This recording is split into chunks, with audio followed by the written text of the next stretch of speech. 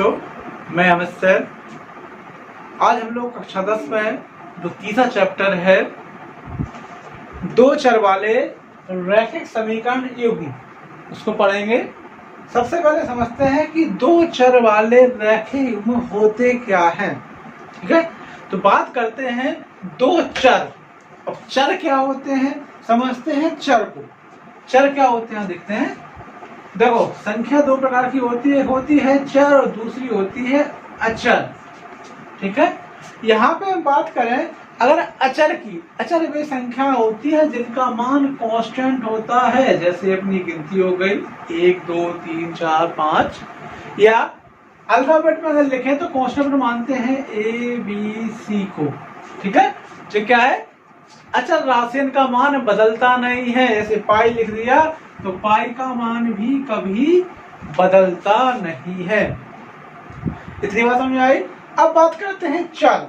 चर होते हैं जिनको बोलते हैं वेरिएबल्स, जिनका मान हम लोग बदल सकते हैं। किसी भी संख्या को अपन x, y, z मान के बदला जा सके। तो यहाँ पे अपन सवाल में देख रहे हैं, अपने चैप्टर का नाम है दो चर वाले, मतलब दो चर रहेंगे इसमें। तो अपन मान लेते हैं दो चर कौन से रहेंगे अपने x और y। वैसे चाहे तो ABC भी चर के रूप में लिख सकते हैं, क्योंकि ABC भी क्या है वेरिएबल्स है, लेकिन ज्यादातर हम लोग कांस्टेंट के रूप में लिखते हैं ABC को, और वेरिएबल्स के रूप में लिखते हैं x और y को। तो यहाँ पे क्या है दो चर वाले रैखिक समीकरण। रैखिक का मतलब जो होता है कि जिनकी घात पे कोई भी संख्या ना हो। द्विघात समीकरण होते हैं तो मतलब x के ऊपर दो घातें हो, त्रिघात मतलब x के ऊपर तीन घातें हो। रैखिक समीकरण के ऊपर कोई भी घात नहीं होती है।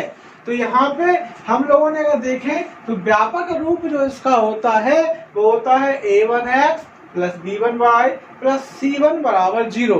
इसमें x और y क्या है चर हैं, जिनको बोलते हैं वेरिएबल्स हैं, और a1, b1 और c1 क्या है अचर हैं या कांस्टेंट हैं। समझ आए। ऐसे एक समीकरण अपना है a1x plus b1y plus c1 बराबर 0, और दूसरा समीकरण जो अपना है वो है a2x plus b2y plus c2 बराबर 0। बात समझ आई। इस बात को आगे समझने के लिए हम एक चीज देखते हैं। अगर इन समीकरणों को दो समीकरण है, दो समीकरण जो है दो रेखाओं के रूप में खींचे जा सकते हैं। जब दो रेखाएं खींचे तो अपन दो तीन कंडीशनें अपनी हो सकती हैं। कंडीशन में क्या है, एक रेखा बिल्कुल सीधी जा रही है, दूसरी रेखा उस हिसाब से काट दे, पहली कंडीशन हो गई। दूसरी कंडीशन क्या है, एक और दूसरी रेखा को समांतर रेखाओं से, रेल की पटरी आती है, दो रेखाएं बिल्कुल एक समान दूरी पे जाएं। ठीक है, ये कौन सा हो गया प्रतिच्छेदी रेखा हो गई, ये हो गई समांतर रेखाएं। एक कंडीशन और हो सकती है कि दोनों रेखाएं एक के ऊपर एक चली जाए, इसी को दूसरी रेखा चली जाए। तीन कंडीशनें हो सकती हैं अगर अपन दो रेखाएं खींचें। तो पहली कंडीशन होती है प्रतिच्छेद करें। रेखाएं क्या करें प्रतिच्छेद करें। अगर दो रेखाएं एक दूसरे को प्रतिच्छेद करती है तो केवल एक जगह पे वे एक दूसरे को काटती है, तो एक जगह पे वो काटेंगी तो उसका निकलेगा अद्वितीय हल। कैसा हल निकलेगा अद्वितीय हल। अद्वितीय हल की जो कंडीशन होती है वो होती है a1/a2 बराबर नहीं है b1/b2। बराबर वाले चिन्ह को अगर हम लोग इस तरह से काट दें, चिन्ह बनता है बराबर नहीं है। बात समझ आई। क्या बनेगा बराबर नहीं है, तो यहाँ पे हो जाएगा a1/a2 बराबर नहीं है b1/b2 से। जो कब बनेगा जब दो रेखाएं एक दूसरे को प्रतिच्छेद करती हैं। जो पहली कंडीशन हो गई। दूसरी कंडीशन में क्या है, अगर एक रेखा के ऊपर दूसरी रेखा आ जाए तो रेखाएं कैसे हो जाती है, कहते हैं संपाती हो। संपाती मतलब अलग अलग नहीं है, वो एक ही है। कह सकते हैं एक रेखा अपन ने यहाँ से खींची, दूसरी रेखा उसकी आगे से खींची शुरू कर दी। जैसे रेल की पटरी जो होती है एक दूसरे की इतनी लंबी रेल की पटरी तो आती नहीं है, बन के छोटे छोटे 20-20, 25-25 फुट के टुकड़े बन के आते हैं। उन्हें अपने क्या कहते हैं ज्वाइंट कर करके आगे जोड़ देते हैं। जब वो ज्वाइन करके जुड़ते हैं तो वो एक ही रेखा में तो हो जाते हैं। जब वो एक रेखा में हो जाएंगे तो ऐसी रेखाओं को कहते हैं संपाती रेखा। और इसके कितने हल होते हैं? अपरिमित अनेक हल। उसके जितने चाहो उतने हल निकलेंगे, क्योंकि दोनों रेखाएं एक सी होती हैं। उसके लिए कंडीशन अपना होता है A1/A2 बराबर है V1/V2 बराबर है C1/C2। ठीक। तीसरी कंडीशन है कोई हल नहीं। कोई हल जब होता है जब रेखाएं कैसी हो? समांतर हो। कैसी हो? जब दो रेखाएं समांतर हो तो उनका हल निकलता है कोई हल नहीं। तो इसकी कंडीशन होती है A1/A2 बराबर है B1/B2 बराबर नहीं है C1/C2। ये तीन कंडीशनें हैं। इन तीनों कंडीशनों से हम लोगों को प्रश्नावली 3A वो लगानी है। तो देखते हैं प्रश्नावली।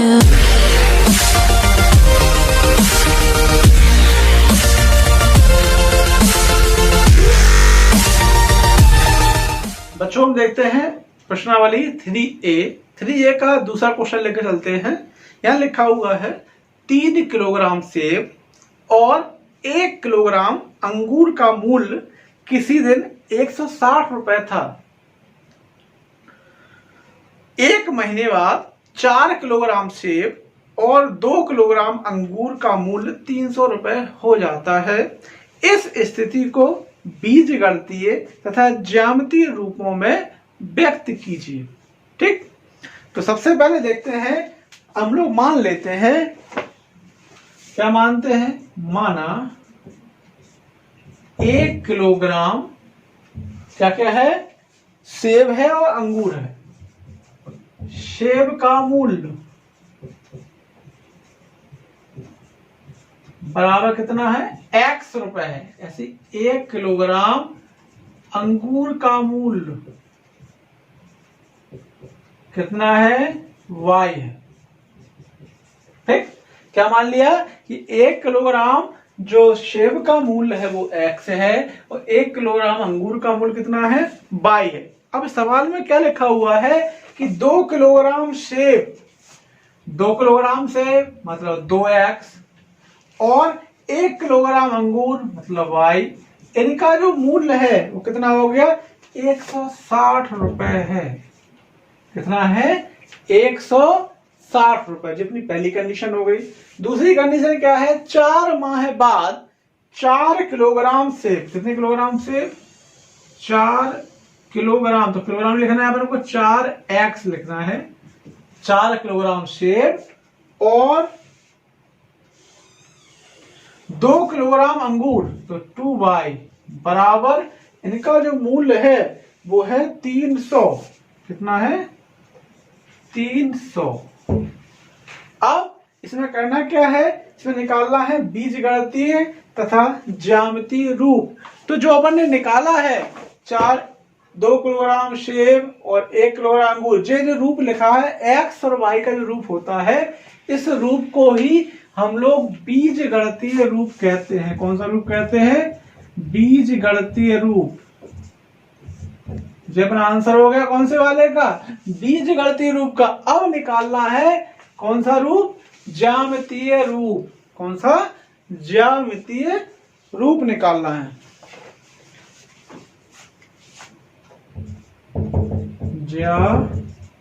ज्यामितीय रूप समझते हैं। ज्यामितीय रूप कैसे निकालते हैं? हम लोग करते क्या है, एक एक वो लेके चलते हैं। मान लिया कि पहला वाला अपन लेके चले, क्या लिखा है? 2X प्लस Y बराबर कितना है? 160। इससे हम लोग क्या करेंगे? Y की वैल्यू या फिर X की वैल्यू निकालते हैं। मान लिया हमने Y की वैल्यू निकाली। ठीक है। कितना हो गया? तो Y बराबर हो जाएगा 160 माइनस के 2X हो जाएगा। अब यहाँ पे हम X की वैल्यू रखेंगे और Y का मान निकलेगा। ठीक है। मान लिया कि हमने X की वैल्यू क्या रखी इसमें?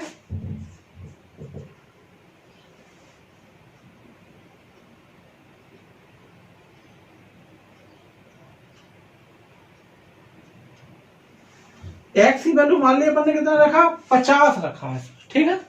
तो X की वैल्यू 50 रखेंगे तो y की वैल्यू कितनी निकलेगी 160 गुणे 2 गुणे 50। इसको हल करेंगे तो 160 माइनस के 100 बराबर आ जाएगा 60। माने x का मान हमने 50 रखा तो y का मान कितना आ गया 60 आ गया। अगर हम लोग x का मान 60 रखते हैं तो कितना आ गया x बराबर हम लोग 60 रखें तो y बराबर हो जाएगा 160 गुणे 2 गुणे 60। तो 160 में से 60 दूनी कितने हो गए 120 घटाएंगे तो यहाँ बचेगा 40 बच जाएगा। तो यहाँ पे एक टेबल बन जाएगी, इसको हम लोग यहाँ बना के देखते हैं। यहाँ एक टेबल बन जाएगी इस तरीके से।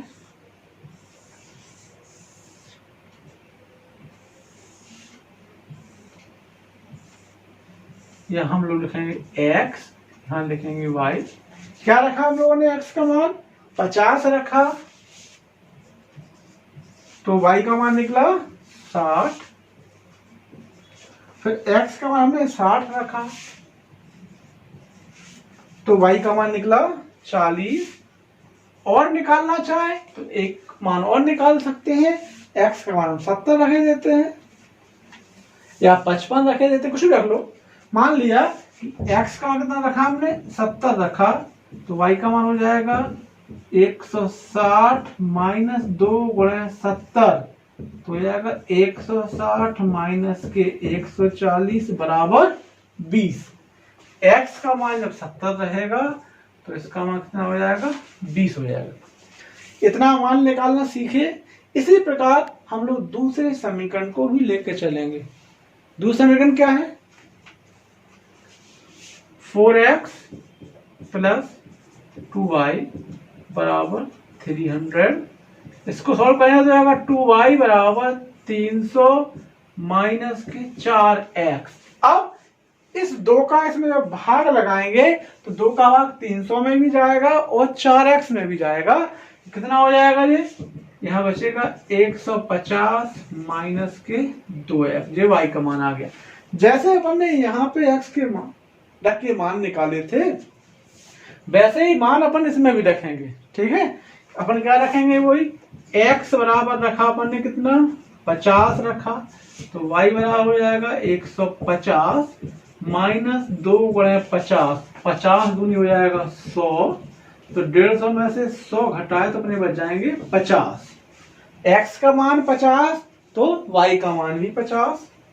फिर रखेंगे x बराबर मान लो अपन ने 60 रखा तो y बराबर हो जाएगा 150 माइनस 2 गुणे 60 बराबर हो जाएगा 150 माइनस 120 बराबर 30 आ जाएगा। अगर हम लोग x का मान 70 रखते हैं तो यहाँ पे हो जाएगा y बराबर 150 माइनस 2 गुणे 70 बराबर हो जाएगा 150। 70 दूनी होता है 140 तो यहाँ बचेंगे 10। ठीक है, फिर वही टेबल जो अपन ने यहाँ बनाई है वो टेबल अपन यहाँ ही बनाएंगे। यहाँ टेबल में कितना आ जाएगा इस तरीके टेबल बनाएंगे हम लोग। यहाँ हो जाएगा x, यहाँ हो जाएगा y। x का मान रखा अपन ने 50, 60 और 70 और y का मान आ गया 50, 30 और 10। ठीक है, इतना समझ में आ गया। बीजगणितीय रूप और ज्यामितीय रूप के लिए हम लोगों ने टेबल बना ली है। अब इस टेबल से हम लोग क्या करेंगे समीकरण सॉल्व करेंगे। इसके लिए देखते हैं कैसे सॉल्व करते हैं। एक फिगर बनाना है।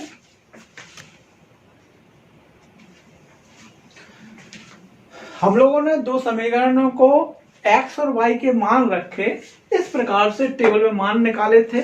x बराबर रखा था 50 तो y का मान निकला था 60, फिर रखा 60 तो आया 40, फिर रखा 70 तो आया था 20।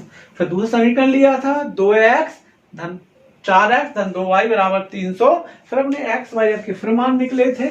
x बराबर 50 रखा तो y का मान 50 आया था, x का मान 60 रखा तो इसका 30 आया था, 70 रखा तो इसका मान 10 आया था। इसके हिसाब से हम लोगों को क्या करना है ज्यामितीय विधि या ज्यामितीय निरूपण करना है इसका। तो करते क्या है जैसे जो अपने ग्राफ की कॉपी होती है उसमें बीच में एक लाइन इस तरीके से खींचते हैं और एक लाइन खड़े में खींचते हैं। ये कहलाती है क्षैतिज और ये कहलाती है ऊर्ध्वाधर रेखा। क्षैतिज रेखा को लिखा जाता है x और x डैश और ऊर्ध्वाधर रेखा को लिखा जाता है y और y डैश। यहाँ बीच वाले को 0 मानते हैं और इस तरफ जो अपनी गिनती अपन देख रहे हैं कि 10, 20, 30, 40, 50 के रूप में है, तो यहाँ पे इसको मान लेंगे 10, 20, 30, 40, 50, 60, 70, 80, ऐसे ऊपर ले जाएंगे, इसी ऊपर तक जाएंगे तो 10, 20, 30, 40, 50, 60, 70 आ जाएगा। यहां से जाएंगे तो 10, 20, 30, 40, 50, 60 और 70 आएगा। अगर नीचे की तरफ जाते हैं तो -10, -20, -30, -40, -50, -60 और -70 आ जाएगा। कर लिया। अब इसके हिसाब से इनका ज्यामितीय निरूपण करना है तो सबसे पहले सबसे पहला बिंदु लेके चलते हैं। क्या लिखा हुआ है? 50 और 60। x का मान कितना है? 50 है, यहाँ पे लिखा हुआ है 50 और y का मान है 60, तो y का मान है 60 है। यहाँ पे ग्राफिक कॉपी पे पूरे में लाइनें खिंची रहती हैं, यहाँ लाइनें नहीं खिंची हैं, तो लाइन के हिसाब से अगर मिलाएंगे तो इसके जस्ट ऊपर एक बिंदु यहाँ रहेगा जिसपे ये आराम से मिल जाएगा। ये कौन सा बिंदु हो गया? 50 और 60 वाला। फिर आएंगे तो कितना है? 60 और 40, तो x का मान तो है 60 और y का मान कितना है? 40 है, तो यहाँ जाके जी मिल जाएगा। ठीक है। फिर तीसरे नंबर पे आएंगे तो x का मान है 70 और y का मान कितना है? 20 है, तो ये यहाँ जाके मिल जाएगा। देख रहे हैं?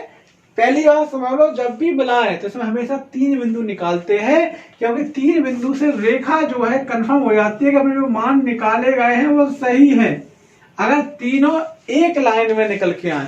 समझा है? तो इसलिए हमेशा क्या किया अपन ने? 3 बिंदु निकाले, 1, 2 और 3 के बिंदु भी लिख देंगे हम लोग। फिर दूसरे समीकरण में आते हैं। क्या लिखा हुआ है? x का मान अपन ने 50 लिखा तो y का मान भी 50 ही आया। यहाँ 50 है तो यहाँ कितना आया? 50, यहाँ पे आ गया जी 50। फिर x का मान जब 60 किया तो y का मान 30 आ गया।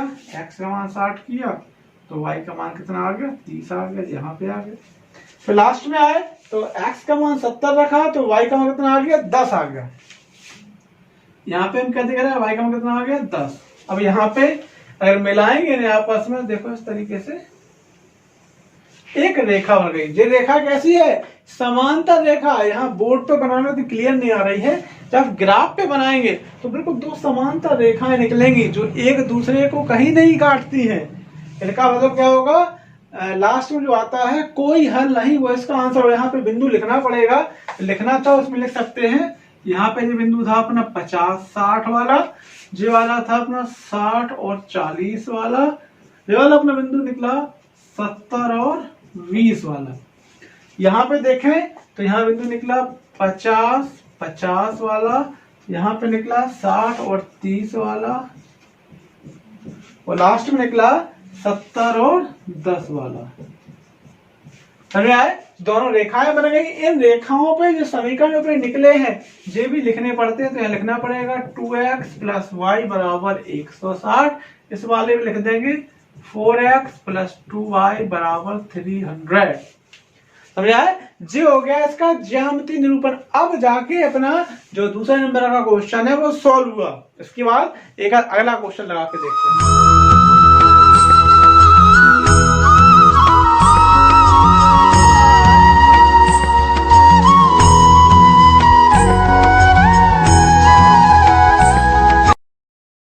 बच्चों हम देखते हैं प्रश्न नंबर 5। लिखा हुआ है अनुपातों A1/A2, B1/B2 और C1/C2 की तुलना कर ज्ञात कीजिए कि निम्न समीकरण युग्म द्वारा निरूपित रेखाएं एक बिंदु पर छेद करती हैं, समांतर है अथवा संपाती हैं। हमको एक समीकरण दिए गए हैं, 2 समीकरण, इसको बताना है कि एक बिंदु पर छेद करती हैं, समांतर है या संपाती हैं। स्टार्टिंग में हमने बताया था तीनों की कंडीशन, A1/A2 कब होता है, B1/B2 कब होता है और C1/C2 में क्या संबंध होता है। हम लोग इस सवाल को सॉल्व करेंगे। तो सबसे पहले देखते हैं हमें सवाल क्या दिया गया है। 2 समीकरण दिए गए हैं। एक दिया गया है 5x - 4y + 8 = 0, दूसरा दिया गया है 7x प्लस 6y माइनस 9 बराबर 0। सबसे पहले जो इसके व्यापक समीकरण होते हैं उनसे हम लोग इसकी तुलना करेंगे। व्यापक समीकरण लिखाए थे सबसे पहले हमने, यहाँ लिखा जाता है a1x plus v1y plus c1 बराबर 0 से। तो यहाँ से a1 की जो वैल्यू निकल के आएगी वो आएगी 5, v1 की वैल्यू निकलेगी वो आएगी -4 और c1 का जो मान निकलेगा वो आ जाएगा 8। इसके साथ में संख्या लिखी कितनी है 5, तो 5 की 5 लिख ली, यहाँ पे -4 आ गया, यहाँ पे कितना आ गया 8 आ गया। फिर ऐसे इसकी तुलना करेंगे गाइस से a2x plus v2y plus c2 बराबर 0 से। तो a2 का जो मान आएगा वो आ जाएगा 60, b2 का जो मान आ जाएगा वो आ जाएगा 6 और c2 का जो मान आ जाएगा वो आ जाएगा -9। ये मान निकला है। अब अपन को करना क्या है, a1 अपॉन a2 का मान निकालना है, b1 अपॉन b2 का मान निकालना है और c1 अपॉन c2 का मान निकालना है। फिर देखना है कि इसमें कौन सी कंडीशन सेटिस्फाई होती है। सबसे पहले के चलते हैं, क्या का मान निकालते हैं, a1 अपॉन a2 का। a1 का जो मान है वो है 5 और a2 का मान कितना है 7, तो यहाँ लिख जाएगा 5/7। फिर निकालेंगे b1 अपॉन v2 का मान, किसका, v1 अपॉन v2 का मान। b1 का मान है -4 और v2 का मान कितना है 6 है। लास्ट में निकालेंगे c1 अपॉन c2 का मान, तो c1 का मान है 8 और c2 का मान है -9। ठीक है, ये सारे मान हमने रख लिए। अब कंडीशन हमने तीनों बताई थी। सबसे पहली कंडीशन थी अद्वितीय हल या रेखाओं के प्रतिच्छेदी होने की कंडीशन। वो क्या थी, अगर a1 अपॉन a2 बराबर ना हो b1 अपॉन b2 की। अब यहाँ पे देखो, क्या a1 upon a2 b1 upon b2 के बराबर है, तो a1 अपॉन a2 का मान है 7 और इसका मान है -7/6। क्या जी दोनों बराबर हैं? नहीं है। इसका मतलब क्या हो गया कि पहली कंडीशन ही अपनी सेटिस्फाई हो गई। पहली कंडीशन के हिसाब से अगर पूछा जाए तो इसका अद्वितीय हल होगा, मतलब रेखाएं एक बिंदु पे काटेंगी या फिर एक दूसरे को प्रतिच्छेद करेंगे। तो यहाँ पे लिखना पड़ेगा रेखाएं प्रतिच्छेद करेंगी, एक दूसरे को प्रतिच्छेद करेंगी, प्रतिच्छेद करेंगी। ये इसका आंसर हो गया। अब बच्चों करना क्या है, इस प्रश्नावली के और जो सवाल हैं लगभग 2 तरीके से हैं। एक ज्यामिति विधि वाले हैं और दूसरे जो बताने हैं अद्वितीय हल है, समांतर है, प्रतिच्छेद करती है, नहीं करती है या संपाती है। तो आप बच्चों, आप लोगों को करना क्या है, घर से इस पूरे एक्सरसाइज को सॉल्व करना है और कोई भी चीज समझ में ना आए तो आप उसको कमेंट्स करके पूछ सकते हैं। Thank you.